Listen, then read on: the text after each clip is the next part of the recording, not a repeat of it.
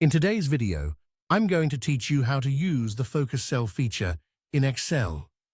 First, open Microsoft Excel and load the workbook you want to work with.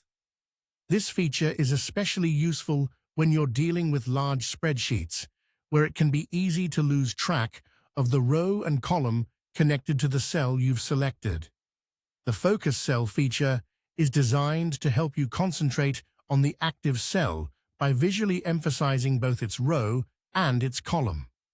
In other words, instead of only seeing a single selected cell, Excel also makes it easier to follow that cell across the sheet. This can save time and reduce mistakes when you're reviewing data, entering values, or comparing information across multiple columns.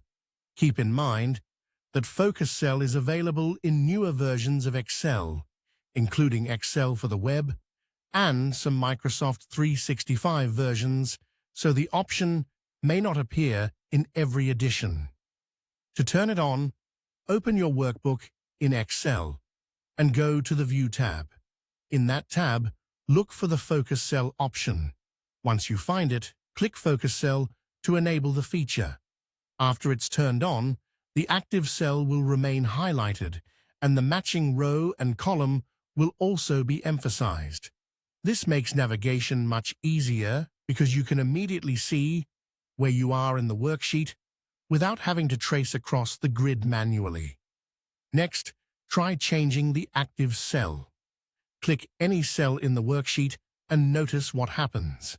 The highlighted row and column move along with your selection. You can also use the arrow keys on your keyboard to move through your data, and the focus will update automatically as you go.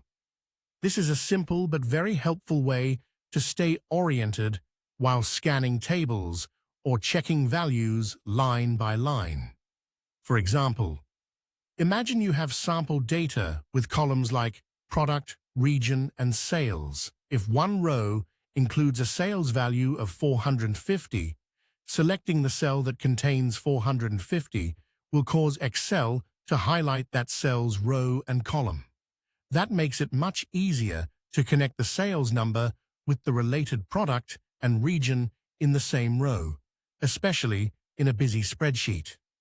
If you don't have the Focus Cell feature in your version of Excel, there are still alternatives.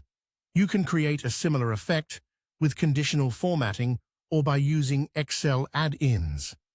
Just remember that those options usually won't be as smooth or as dynamic as the built-in Focus Cell feature.